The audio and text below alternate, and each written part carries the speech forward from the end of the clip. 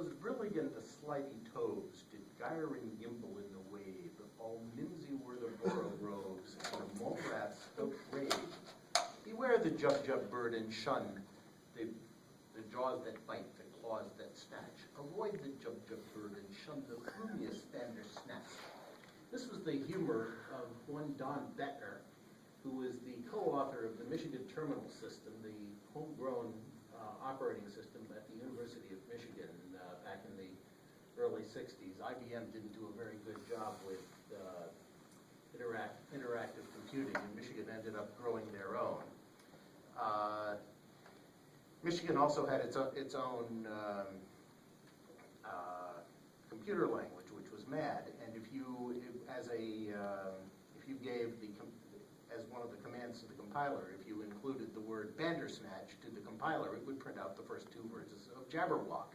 And they are permanently ingrained in my memory, as many years later I still have them there.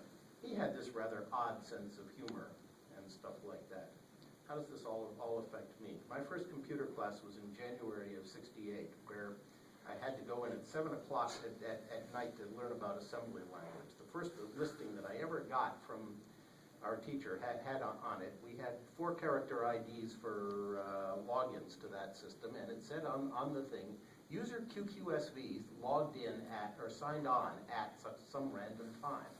Okay, that was kind of weird.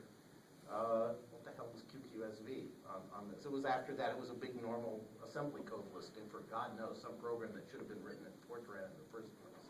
That was a different question. After that, what else happened? Well, Qqsv kept popping up in everything. It was in the answer to several of the student problems. It showed up in all manner of other things around the U-Michigan Computing Center. It was part of the system password that you had to do to actually change system files. And it just sort of was pervasive around there everywhere. It was kind of dangling out there in front of you as this kind of cosmic odd orc to kind of make you wonder, why the hell is it there and what did it come from? I had no idea. So like that and others, I started asking questions. What the hell is Qqsv? And I couldn't get an answer. And I started asking, and nobody would answer my question. And I asked, and this took me a couple of years. That's what I know. The following is what I finally think I got. Bettner, at some random point, apparently was trying to illustrate some point about computing, wanted to illustrate something with having to do with a tape, and just was demonstrating something on the board. So he said, all right, so let's take this program. Suppose that a tape is coming up with some character out of the tape. It generates a letter. How about Q? You put a Q on the board. Okay. Now it comes up with another character. All right, Q is a good random letter. It's out of there. It comes up with another letter. Q.